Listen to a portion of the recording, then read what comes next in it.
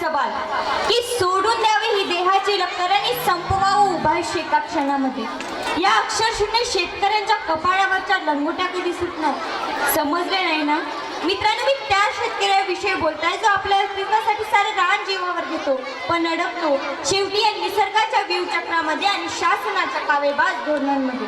तर मित्रांनो, नामदेव नावाचा शेतकरी आपल्या शेतात पीक पेरतो, जणू नव्हे तर स्वप्नच पेरतो, पण ते पीक आपलं नसतं ही जाणीव करून देणारी परिस्थिती मात्र नामदेवाची पाठ सोडत नाही. मुलीचं शिक्षण, त्याच मुलीचं लग्न, जणू काही निसर्गाचा कोपच. पेरणी पण पैसा नाही म्हणून सावकाराकडे जमीन गहाण ठेवून परिस्थितीला वाकवण्याची जिद्द ठेवणारा नामदेव आपल्याला प्रत्यक्षच पाहावा लागेल.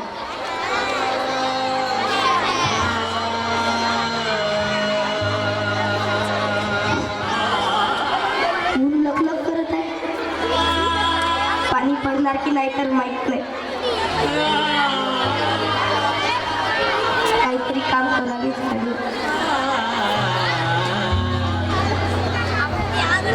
हे काळी आई कसं होणार आम्हा शेतकऱ्याचं, कसं होणार.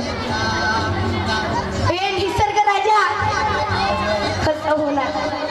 आता तरी आमचा अनुभव नको, आता तरी आमचा काहीतरी काम करावेच लागेल.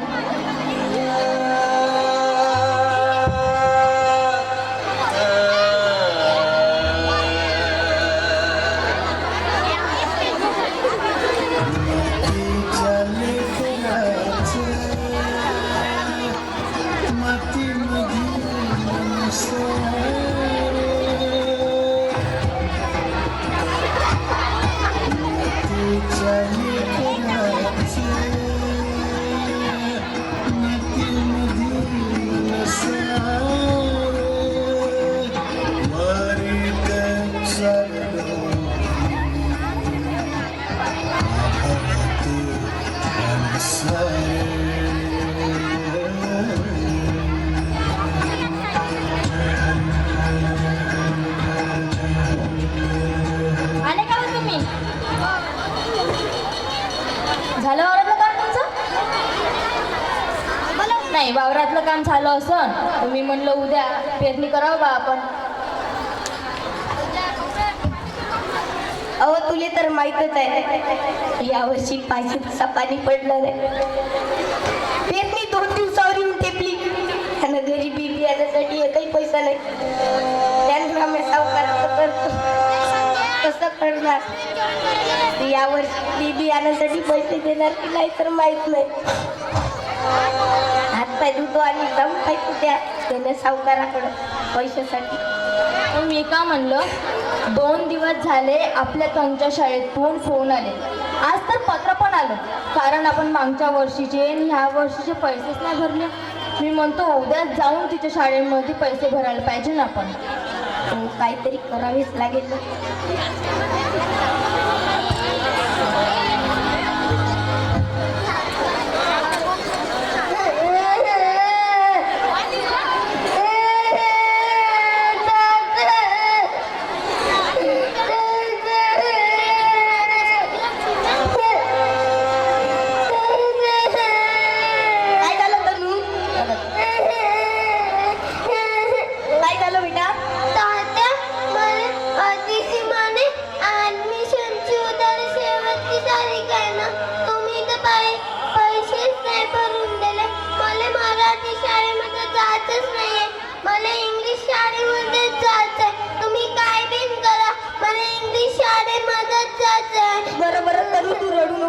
मी उद्या तुझ्या शाळेत येतो आणि बाईला सांगतो माझ्या मुलीला हाकला नका, तू रडू नको.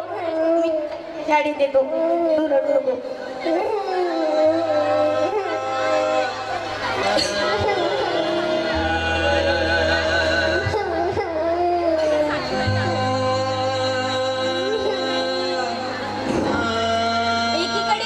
दुसरीकडे मुलीचं शिक्षण आणि शाळेतून हाकलली गेलेली मुलगी. पैसा, शिक्षण, लग्न, शेतकऱ्याचा पिछा कधी सुटणार.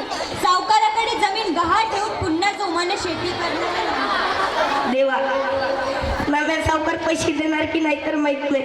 काहीतरी कर देवा, काहीतरी कर. असं होणार, देणार नाही तर माहित नाही. सावकार, अरे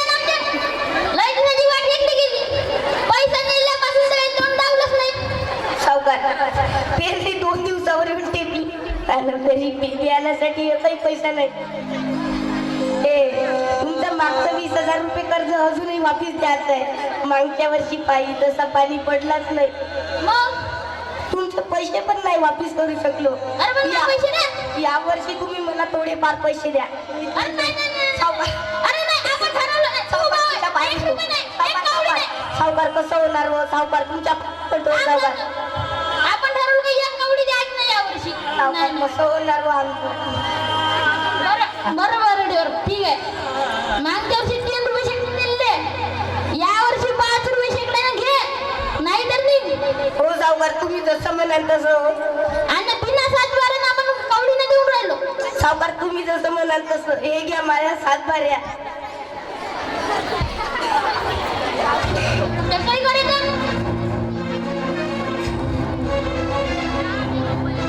बाय पुन्हा सही केली. जर का मुदतीच्या आत पैसा आला नाही तर तुझे 5 एकर गेलं. हो सावकार तुम्ही जसं कराल तर तसं. ते पैसा एका वर्षात पैसा आला पाहिजे, हो सावकार. नाही 5 एकर गेलं. हो सावकार. फार उत्तर केलं सावकार.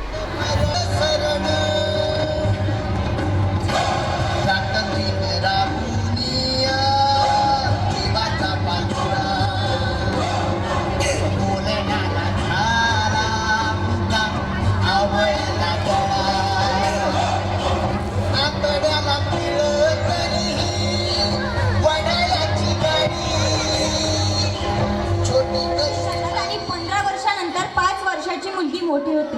मुलगी मोठी होते तर सावकाराकडून घेतलेलं कर्ज गुणाकार पद्धतीने वाढतं. 2चे 4, 4चे 16 आणि मुलीच्या लग्नाचा प्रश्न त्यांच्या समोर येतो. जनी आणि नामदेव शेतात राबराब कष्ट करतात. पोटाची खळगी भरत जनी आणि नामदेव आपल्या मुलीचे शिक्षण पूर्ण करतात आणि त्यांच्या समोर मुलीच्या लग्नाचा प्रश्न समोर येतो. बघूया या परिस्थितीत ते काय करतात.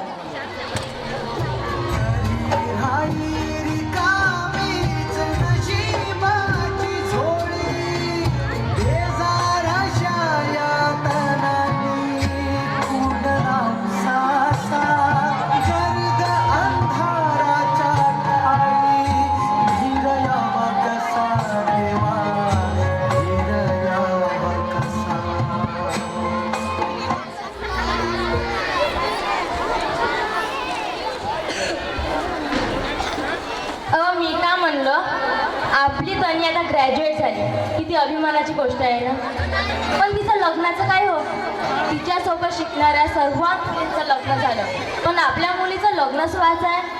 अहो ते आज शिकली, आपल्या पायावर उभी झाली, हेच तर लगेच झालं. हो मान्य आहे, ती ग्रॅज्युएट झाली, खूपच अभिमानाची गोष्ट आहे. पण तिचं लग्नाचं काय. तिचं लग्नच नाही झालं, मग हा समाज काय म्हणेन आपल्याला. अहो तुला तर माहीतच आहे, आपल्याकडे पैसे असते तर गव्हाचे तरुण दिले असते तिच्या हाती. त्या सावकाराचं कर्ज गुणाकार पद्धतीनं वाढत गेलं. एवढी वाटली कुठली शेती आहे, करून देऊ विचार तिचे हात पिवरे. ठीक आहे तुम्ही म्हणता तर.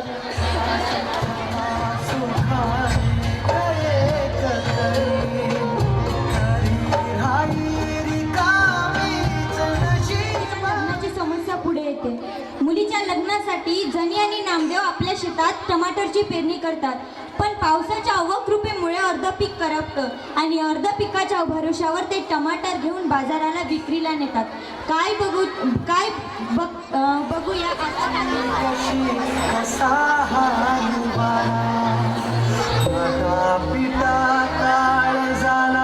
जीव होई थोडा चालायाची कुठवर आसावाची वाट गाभुळल्या कोपऱ्याला नेमका देवा. आवाजने आज मी व्यापाऱ्यानं फोन करून सांगितलं, आज समुद्रपूरचा बाजार आहे, घरी राहण्यापेक्षा टाक तिथं जाऊ, 2 पैसे कमव. टमाटरला चांगलाच भाव आहे का ना. चला.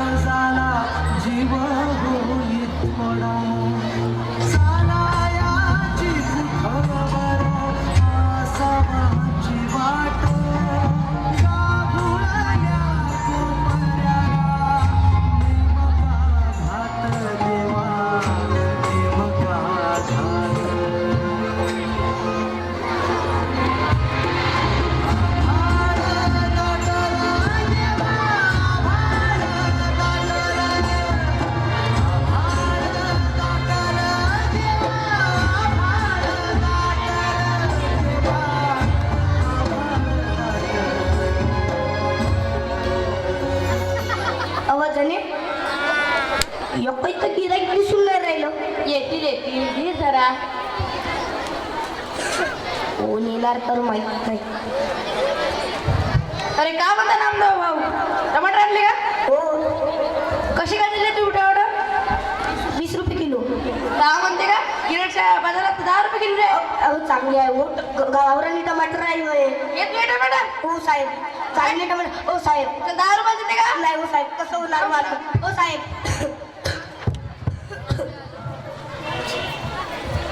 हो साहेब घ्या हो टमाटर, चांगले कसे आहे टमाटर? 20 रुपये किलो आहे हो, गावरानी टमाटर आहे. 10 रुपये देता का? नाही हो साहेब, कसं हे का होणार? टमाटर बघा, साहेब गावरानी टमाटर आहे. 10 रुपये देतो दे, नाही राहू द्या. नाही हो साहेब, राव साहेब तुमच्या पाया पडतो हो साहेब. काय नाम दे? एवढ्या लावून तुझे टमाटर साहेब 20 रुपये किलो आहे हो, पाहू दे. चांगले आहे हो, तुमच्या पाया पडतो साहेब, द्या हो. हे 20 रुपये लाईट काही लागून नाही राहिले. का होय का? हे का होय? चांगले आहे हो टमाटर. नाही का असे टमाटर का? सावकार कसं होणार हो आमचं? हे असे टमाटर 10 रुपये चालू आहे तिकडं. वावरातले हो गावरानी टमाटर. नाही नाही नाही नाही अहो नाही साहेब नाही तुमच्या पाया पडतो साहेब, साहेब साहेब तुमच्या पाया पडतो.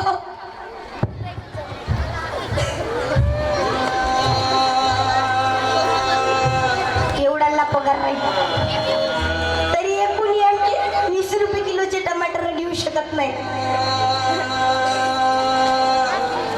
एकीकडे कापसाला भाव मिळत नाही म्हणून टमाटरची पेरणी केली होती, तर याला कोणी कवडीचा भाव मागत आहे. कसं होणार माझ्या मुलीचं लग्न, कसं होणार? हे टमाटर अहो, सांगा ना, आपल्या मुलीचं लग्न कळलं.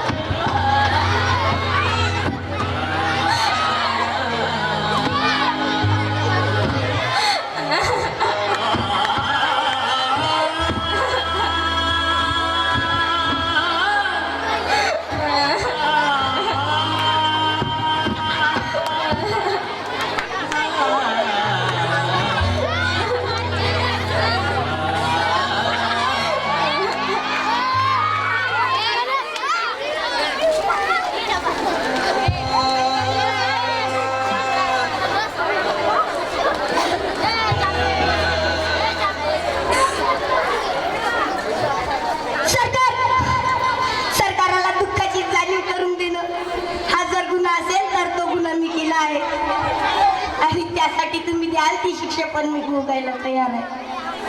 सरकार तुम्हीच आम्हाला सांगा आम्ही जगायचं की नाही. शेपूट हालून हालून मैत्रम पण तिच्या पाठीवरचा कावडा उडत नाही. त्याच प्रकारे आत्महत्येचा विचार आमची पाठ सोडत नाही. कोरड्या आभारावानी कपार असणाऱ्या आमच्या बायका, अनपिन बापांसारखी माड्यांवर फिरणारी जनावर, हे सारं गावाला नजर लागलं म्हणून नाही झालं तर सरकार गावाकडे कुणाची नजरच नाही गेली म्हणून झालं. शिकलं नसतं तर किती सुखात असतो, अन्यायाची जाणीवच झाली नसती. देवाचा खूप झाला म्हणून बसलो असतो अंधारात, त्याला देवाला हात जोडून. आमच्या 7 बाऱ्याला गोचिडी सारखे चिकटून बसले आहे सावकार. आवाड वाटतंय सावत्र आहे म्हणून. एकीकडे देश सत्तावण्याचं स्वप्न पाहतोय, एकीकडे खिचडीसाठी शाळेत जाणाऱ्या पोरानं चोरून आणलेली खिचडी 2 घास खाताना अभिमान वाटावा त्या पोराचा की स्वतःची जगण्याची लाज. आता तरी अंत पाहलो का सरकार, आता तरी अंत पाहलो का? ज्या दिवशी आमच्या शेतमालाला भाव मिळत नाही म्हणून उभं पीक काढतोय आम्ही आणि त्याच दिवशी तुमच्या नावाचं एक सुतूकच काढतोय आम्ही. आता तरी लक्ष द्या, नाहीतर एक पोतं गव्हासाठी अख्खा देश गाण राहील. आणि त्याच दिवशी लक्ष देऊन बघा, आमच्या पिंडाला कावडा शिवलेला दिसेल.